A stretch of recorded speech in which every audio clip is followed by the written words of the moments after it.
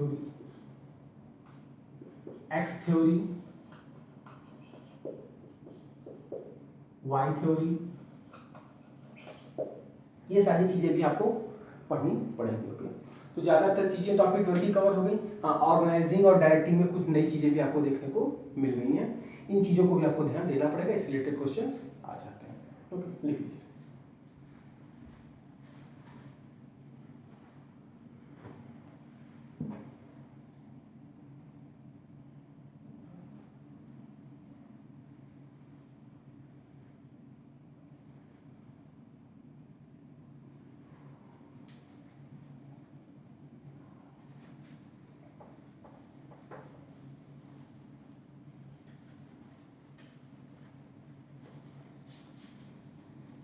अब तक मैंने आपसे 4 टॉपिक्स डिस्कस कर लिए। पहला क्या था, अकाउंटिंग। दूसरा क्या था, फाइनेंशियल एनालिसिस। तीसरा क्या था, बिजनेस ऑर्गेनाइजेशन। चौथा क्या था, बिजनेस मैनेजमेंट। ये सारे टॉपिक्स मैंने शॉर्ट में डिस्कस किए। हर एक टॉपिक की इंडिविजुअल प्रोसेस में आपसे डिटेल में डिस्कस करूंगा।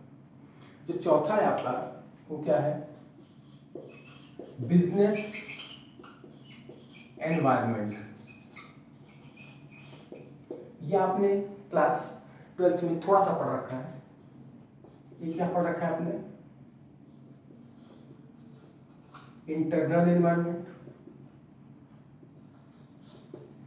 और दूसरा क्या पढ़ रखा है आपने,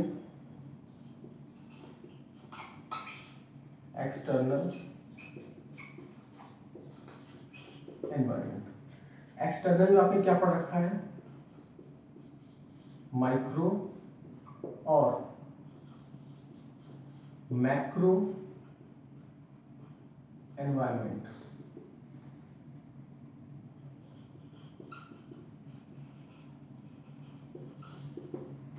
ओके, माइक्रो में क्या क्या जाते हैं आपके, कंपटीटर, सप्लायर, एम्प्लॉय एक्सेट्रा, ये लोग आ जाते हैं। मैक्रो में आपका क्या क्या आ जाता है, economic environment,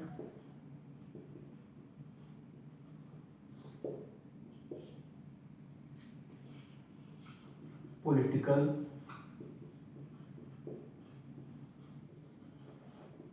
environment,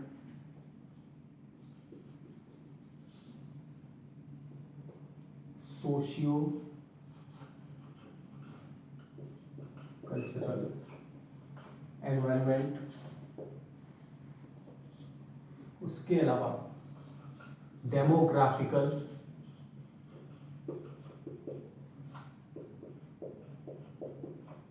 environment.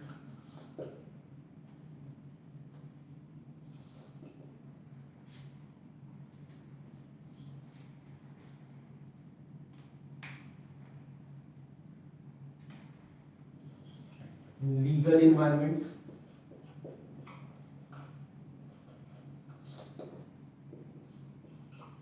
Natural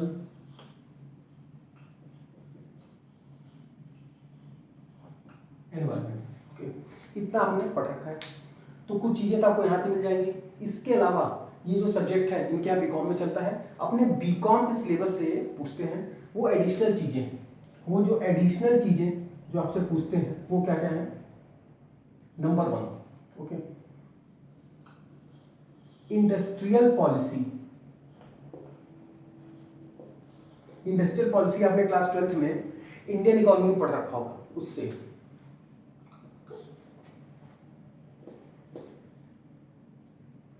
इसके अलावा ट्रेड यूनियंस,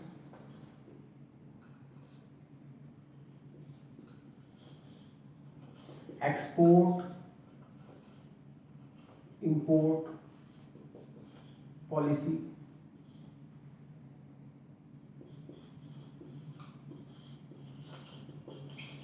ट्रेड पॉलिसी, इन टॉपिक से भी क्वेश्चन पूछ लेते हैं। ओके, तो जो आपने बेसिक चीजें 12th में पढ़ रखी हैं वो तो आपके साथ रहेंगी। इससे रिलेटेड ऑब्जेक्टिव क्वेश्चंस आएंगे, industrial policy, trade unions, export import policy, trade policy, इससे रिलेटेड क्वेश्चंस भी रहेंगे। और भी चीजें हो सकती हैं जैसे कि ग्लोबलाइजेशन, न्यू इकोनॉमिक पॉलिसी, फीमा। फीमा का मतलब होता है foreign exchange management act. Okay, forest policy से रिलेटेड क्वेश्चंस भी आपके आ सकते हैं। ये टॉपिक काफी वाइड होता है, तो इसमें आपको ध्यान देना है। आप अपने +2 के लेवल नॉलेज से जाओगे, लेकिन जहां इन सब चीज़ों से क्वेश्चंस पूछे गए आपको लगेगा कि बियॉन्ड टॉपिक क्वेश्चन आ रहे हैं। तो ये जो आपका एरिया है, इसमें से कुछ ना कुछ चीज़ें अपने ग्रेजुएशन के सिलेबस से देते हैं, इससे आपको सावधान रहना है। पिछले 5-6 साल के क्वेश्चन देखने हैं और उसका अंदाजा लगा लेना है। ओके, लिख लीजिए।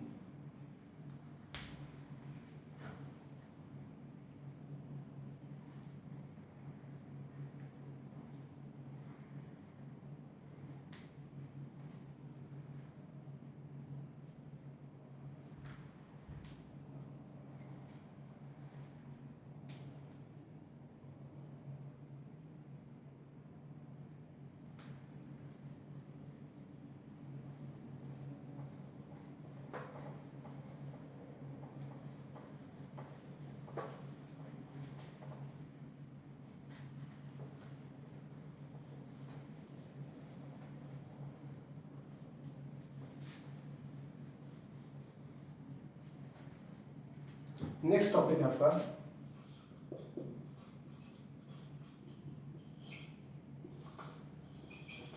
Financial market management. ओके, जो फाइनेंशियल मार्केट मैनेजमेंट है, आपने फाइनेंशियल मार्केट्स के नाम पे थोड़ा सा 12th में पढ़ रखा है। इसमें लगभग ज़्यादातर चीज़ें होंगी, कुछ एक्स्ट्रा चीज़ें ही रहेंगी। जैसे कि फाइनेंशियल मार्केट्स को आप 2 हिस्सों में डिवाइड करते हैं। एक क्या होता है मनी मार्केट, और दूसरा क्या हो जाता है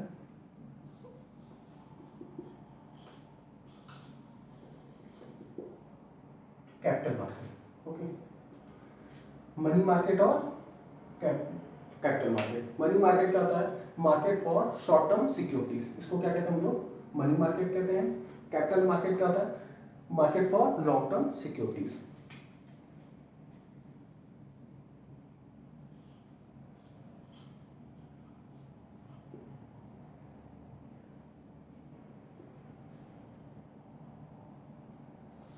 इसमें 2 हो जाते हैं, एक होता है प्राइमरी मार्केट और दूसरा क्या हो जाता है सेकेंडरी मार्केट। प्राइमरी मार्केट को हम लोग न्यू इशू मार्केट भी कहते हैं, इसे हम न्यू इशू मार्केट भी कहते हैं। इसको हम लोग स्टॉक एक्सचेंज भी कहते हैं।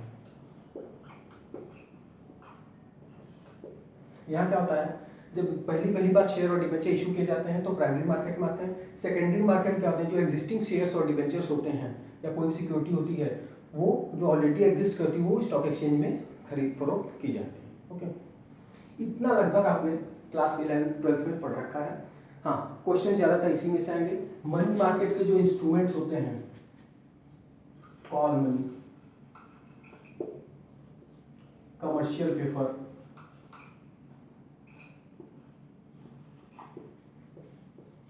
सर्टिफिकेट ऑफ डिपॉजिट,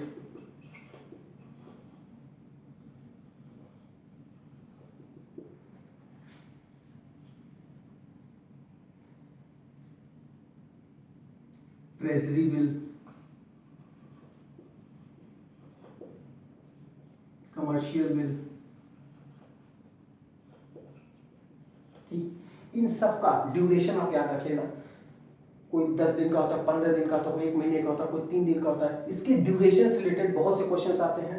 इसको आप करके अपनी बुक से पढ़ लेना और उसका जो पीरियड होता है इनका लाइफ स्पैन होता है कितने मंथ कितने डेज का कितने मंथ का होता है उसको याद कर लेना। इसमें से बहुत से क्वेश्चन आपके फंस जाएंगे। प्राइमरी मार्केट और सेकेंडरी मार्केट, इसे न्यू इशू मार्केट कहते हैं। जब भी शेयर इशू होता है चाहे IPO के थ्रू हो, ठीक, चाहे किसी और मेथड से हो, वो सारे क्वेश्चन इसमें से बनेंगे। Secondary market stock exchange. Okay, stock exchange में जो भी आपने ब्रोकर है या जो भी है पार्टिसिपेंट्स होते हैं, उससे रिलेटेड सारे क्वेश्चन इसमें से बन जाएंगे। एक और चीज़ है जो कि सेबी भी आपने पढ़ रखा होगा, security exchange board of India.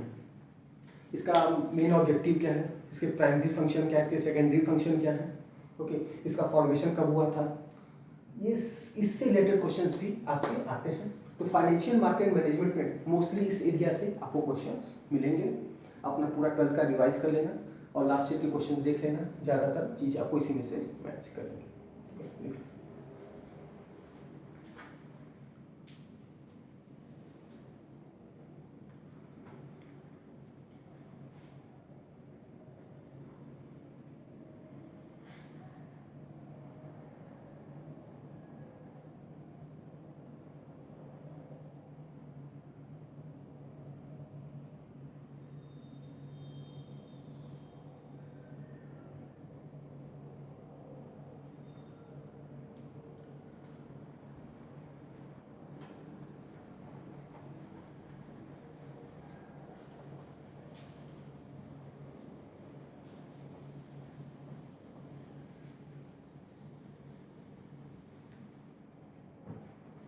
Next topic is economics.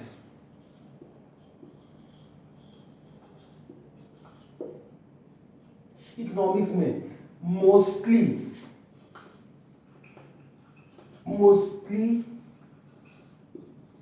Questions will be from microeconomics। 15 में से 10 से 12 क्वेश्चन तो आपको माइक्रो इकोनॉमिक्स के ही होंगे। बहुत थोड़े से क्वेश्चंस किसके होंगे, मैक्रो इकोनॉमिक्स के, बहुत थोड़े क्वेश्चंस होंगे। माइक्रो क्योंकि आप कॉमर्स के स्टूडेंट्स हो, आगे चल के आपको बीकॉम जब करोगे तो वहाँ पे आपको बिजनेस इकोनॉमिक्स पढ़ाई जाएगी। बिजनेस इकोनॉमिक्स का जो नेचर होता है वो माइक्रो इकोनॉमिक्स से नेचर होता है, इस वजह से वो माइक्रो इकोनॉमिक्स से ज़्यादा क्वेश्चंस पूछते हैं। ओके, तो माइक्रो इकोनॉमिक्स से आप क्या क्या पढ़ लेंगे, कंज्यूमर बिहेवियर, ओके, इसमें यूटिलिटी एनालिसिस और इनडिफरेंस कर्व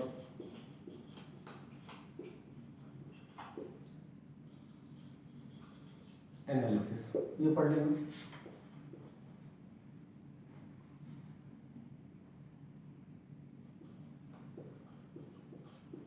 डिमांड, सप्लाई,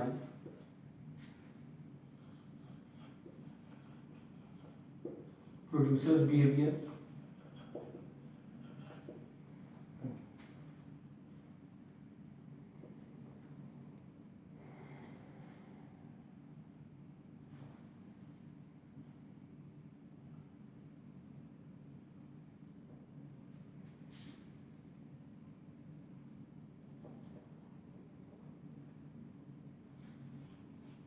इसके अलावा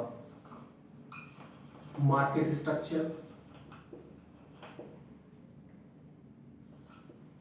जो मोनोपोली होता है, परफेक्ट कंपटीशन होता है, मोनोपोलिस्टिक होता है, ओलिगोपोली होता है, डुओपोली यहाँ पे आ सकता है, ये सारी चीजें आपको पढ़ लेनी होगी।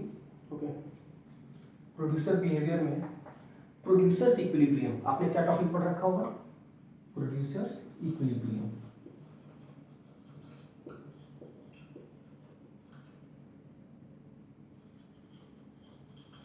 ये कब होता है, परफेक्ट कंपटीशन आपको सिखाया गया, P = MC, जो आपकी प्राइस और मार्जिनल कॉस्ट के बराबर हो जाए। और एक चीज और, आइसोक्वांट एनालिसिस,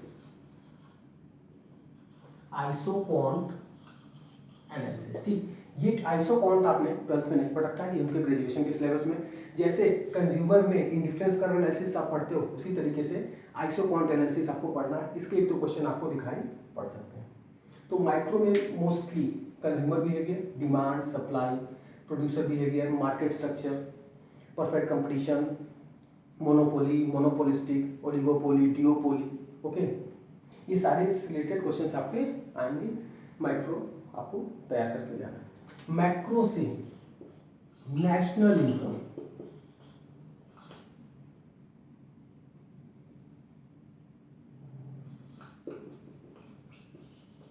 ओके, एकदम बेसिक सा क्वेश्चन होगा जो 3 मेथड होता है आपके, इनकम मेथड, एक्सपेंडिचर मेथड या वैल्यू एडेड मेथड होता है, उसी से छोटा मोटा क्वेश्चन इसमें आएगा।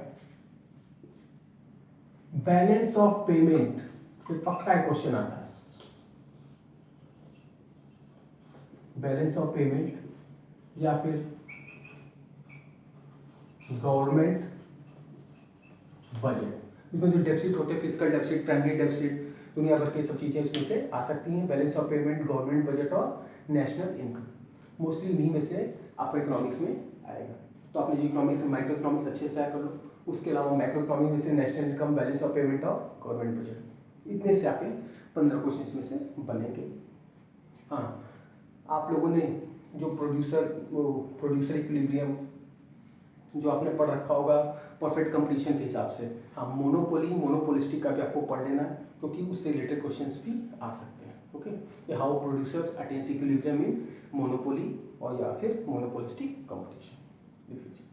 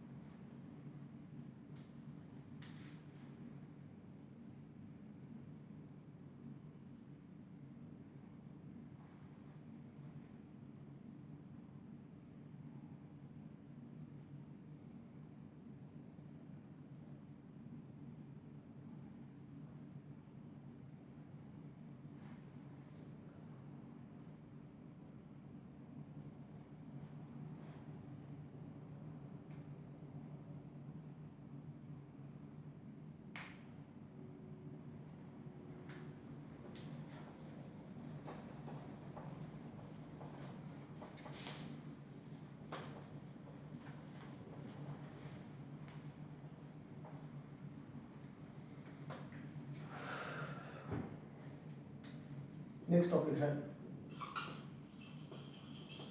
Money and banking.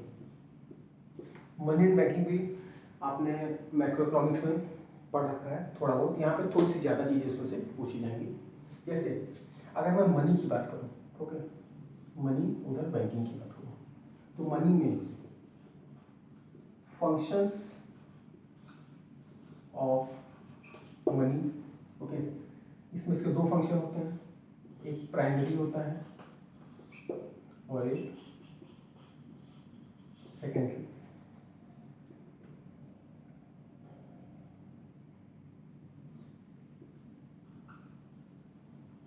Money supply से रिलेटेड, मनी सप्लाई की मीनिंग क्या होती है,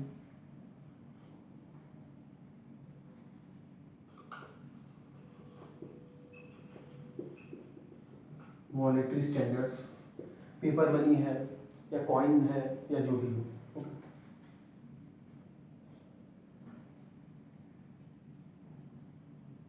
अच्छा, उनके ग्रेजुएशन में एक सब्जेक्ट चलता है मॉनेटरी थ्योरी, तो कहीं ना कहीं वो कुछ ऊपर की चीज़ें भी आपसे पूछते हैं, तो कुछ मॉनेटरी थ्योरीज भी आपकी मनी से रिलेटेड थ्योरीज भी पूछे हैं, उसमें क्या क्या आ जाती हैं,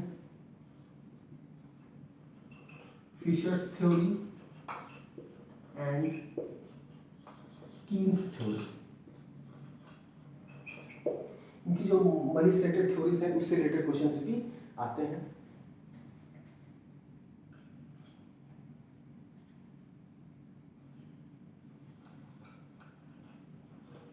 system of note issue, note issue या करेंसी इशू के जो सिस्टम होता है, ऐसे हमारे इंडिया में मिनिमम रिजर्व सिस्टम फॉलो किया जाता है, ओके। तो ये क्वेश्चन बहुत इंपॉर्टेंट है, which system of note issue is followed in India, उसमें आपको आंसर लिखना होता है minimum reserve system, okay. 200 crore का गोल्ड या फिर लिक्विड गोल्ड या फिर लिक्विड सिक्योरिटीज रख के हम लोग कितने भी करेंसी इशू कर सकते हैं, ठीक। तो मनी से आपसे लगभग इतनी चीज़ें पूछी जाएंगी। बैंकिंग की बात करूँ तो आपने 2 चीज़ें पढ़ रखी हैं, एक कमर्शियल बैंक, दूसरा central bank, okay. India central bank, reserve bank of India. इनके फंक्शंस, इन दोनों के फंक्शंस आपको अच्छे से याद कर लेने, उसी में से ऑब्जेक्टिव क्वेश्चंस आएंगे। इसके अलावा हमारे तो बैंक इतना ही होता है, इनके लिए बैंकिंग में लो financial institutions like financial institutions like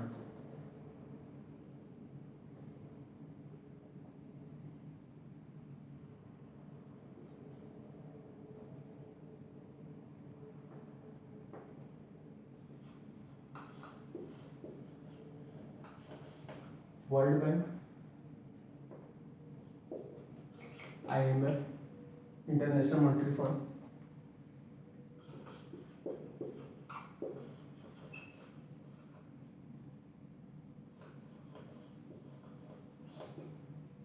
Asian development bank, NABARD, इससे रिलेटेड क्वेश्चंस भी पूछ दिए जाते हैं। ओके, इसका हेड ऑफिस कहाँ है, इसका फॉर्मेशन किस ईयर में हुआ था, दुनिया भर की चीजें ये पूछते हैं। तो मनी एंड बैंकिंग आपने क्लास 12 में पढ़ रखा है, उससे बियॉन्ड भी चीजें आपसे पूछी जाएंगी। ओके, बैंकिंग में चेक से रिलेटेड क्वेश्चंस भी आ सकते हैं। ठीक, टाइप्स ऑफ चेक्स, कितने टाइप ऑफ चेक होते हैं। फाइनेंशियल इंस्टीट्यूशन में world bank, international monetary fund, Asian development bank, NABARD, इससे रिलेटेड क्वेश्चन भी आ सकते हैं। किस ईयर में फॉर्म हुए थे, मेन इनका काम क्या है। तो आपको मनी एंड बैंकिंग में इतनी चीज़ों को ध्यान दे देना है। मनी में फंक्शंस ऑफ मनी, प्राइमरी और सेकेंडरी, वो सारे फंक्शन याद रखिएगा, उससे ऑब्जेक्टिव क्वेश्चन बनेंगे। मनी सप्लाई, इसकी मीनिंग क्या होती है। Monetary standards, Fisher's theory and Keynes theory, system of note issue, commercial bank, central bank, से सारे फंक्शन याद कर लीजिएगा। जैसे लेंडर ऑफ लास्ट रिजॉर्ट, इसका एक फंक्शन होता है, और ऑब्जेक्टिव में आपसे पूछ लेगा कि सबसे मेन फंक्शन क्या होता है, तो लेंडर ऑफ लास्ट रिजॉर्ट लिखना है। कमर्शियल बैंक का मेन फंक्शन है accepting deposit and granting loan. Financial institutions में world bank, IMF, Asian development bank, NABARD. Okay, इससे रिलेटेड क्वेश्चंस भी पूछ सकता है। IDBI कमर्शियल बैंक हो चुका है। डेवलपमेंट बैंक्स क्या होते हैं, ICICI, HDFC bank, private sector bank, RRB, regional rural banks, इससे बहुत से ढेर सारे क्वेश्चन पूछे जाते हैं। इनको स्पॉन्सर कौन करता है, इनकी कैपिटल कौन लगाता है, दुनिया भर की चीजें आपसे मनी एंड बैंकिंग में पूछी जाएंगी। ठीक,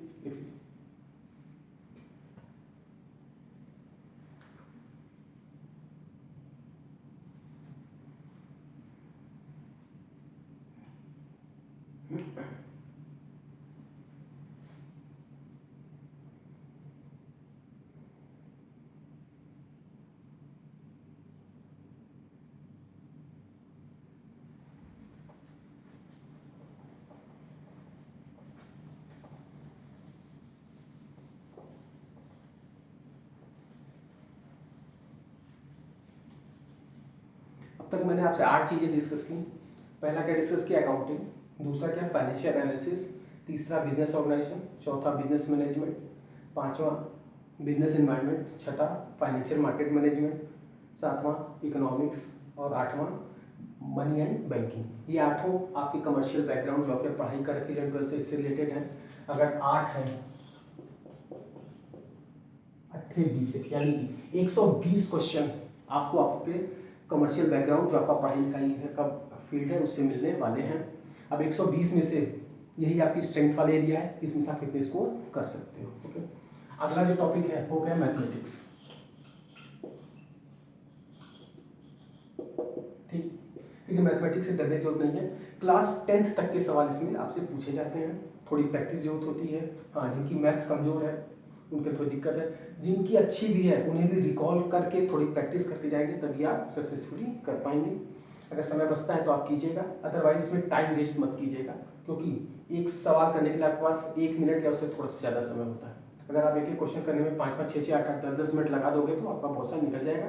कोशिश करना, इफ़ यू आर स्ट्रॉन्ग, अगर आपकी मैथ स्ट्रॉन्ग है तो आप पहले इसको कर लो, नहीं तो इसको बात के लिए छोड़ दो। ओके, क्योंकि 150 में से 150 क्वेश्चन तो आपको करने नहीं है, आपको 10-20 छोड़ने ही हैं। तो जो आपका वीकर सेक्शन है आप उसको छोड़िए, जो स्ट्रेंथ वाला एरिया उसमें करिए। तो मैथमेटिक्स में आपसे क्या क्या पूछते हैं? पहला टॉपिक है profit and loss, indices,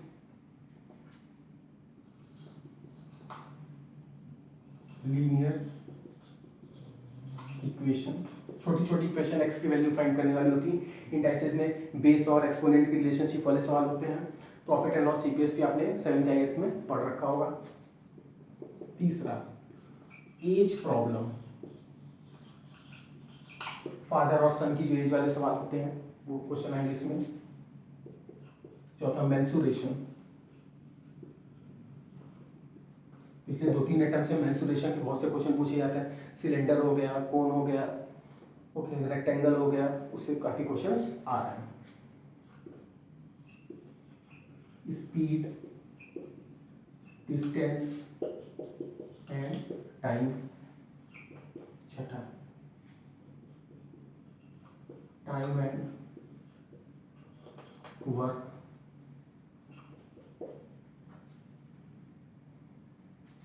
profit और loss, speed, distance, time, time and work.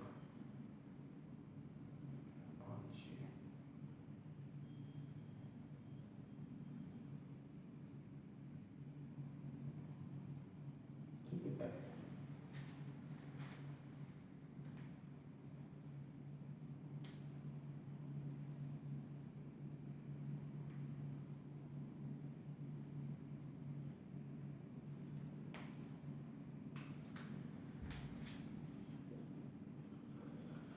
Simple and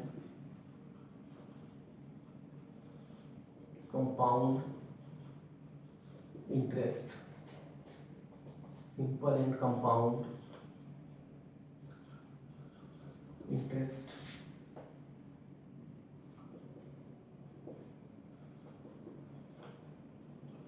mixtures and averages. इतने टॉपिक से आपसे क्वेश्चन पूछे जाते हैं। ओके, तो थोड़ी सी तैयारी के बाद, प्रैक्टिस के बाद आप इसको कर ले जाओगे। तो पिछले 5-6 साल के क्वेश्चन पेपर आपको देखने हैं किस किस टाइप के क्वेश्चन पूछे जा रहे हैं, उसके बेसिस पे आपको सारे टॉपिक सिखा दिए जाएंगे।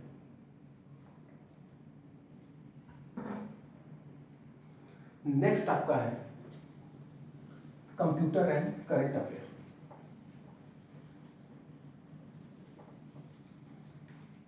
लास्ट टॉपिक है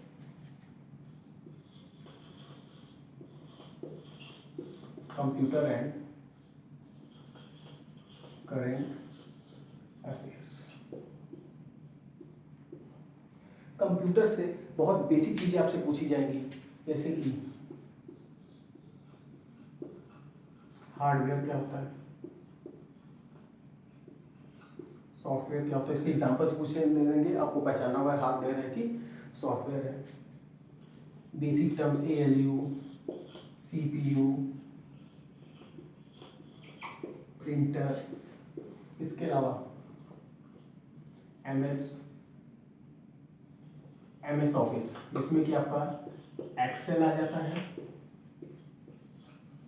वर्ड आ जाता है और पावर पॉइंट। इसके अलावा शॉर्टकट कीज, जैसे कि Ctrl+C कॉपी करने के लिए करते हो, Ctrl+X कट करने के लिए करते हो। ओके, तो इस टाइप की शॉर्टकट कीज के बारे में आपसे पूछ सकता है। हाँ, कुछ और भी चीजें इसमें इससे रिलेटेड पूछी जाती हैं। तो बहुत बेसिक चीजें आपसे पूछी जाती हैं, टेराबाइट, गीगाबाइट, इनका सीक्वेंस क्या होता है, इस टाइप के क्वेश्चन आपसे पूछे जाएंगे। आप पुराने ईयर्स के क्वेश्चन पेपर सॉल्व कर लो, बहुत आसानी से आप कर ले जाओगे। लास्ट है करंट अफेयर्स। करंट अफेयर्स में सिर्फ 6 क्वेश्चन बचते हैं। जो करंट एक्टिव, इसमें आपको जनरल नॉलेज है, इससे रिलेटेड क्वेश्चन आएंगे, जैसे कि कोरोना वायरस का साइंटिफिक नेम क्या है, ओके, वर्ल्ड हेल्थ ऑर्गेनाइजेशन का हेड ऑफिस कहाँ पे है, यूनिसेफ का कहाँ पे है, नोबेल प्राइज से रिलेटेड क्वेश्चन आ सकते हैं। ओके, दादा साहब फाल्के अवार्ड से रिलेटेड क्वेश्चन, जो भी जनरल नॉलेज के क्वेश्चन होते हैं जो करंट सिनेरियो में चल रहे हैं, उससे रिलेटेड क्वेश्चन आपसे पूछे जाएंगे। कुल मिलाकर मैंने 10 चीज़ें आपसे डिस्कस की, 10 डिफरेंट टॉपिक्स, सब टॉपिक्स में 15-15 क्वेश्चन हैं। हर एक सही क्वेश्चन टोटल 150 हो जाएंगे, 15 × 10 करोगे, हर एक क्वेश्चन पे आपको 3 मार्क्स मिलेगा, गलत करने पे आपका 1 मार्क्स कट जाएगा। एडमिशन पाने के लिए जनरल कैटेगरी में कोशिश करो 90 या फिर 100 करने का, आपको एडमिशन मिलेगा। ओके, अब जितने भी 10 हैं इनकी इंडिविजुअली मैं एक एक क्लास हर टॉपिक की करूँगा। तब तक के लिए गुड बाय।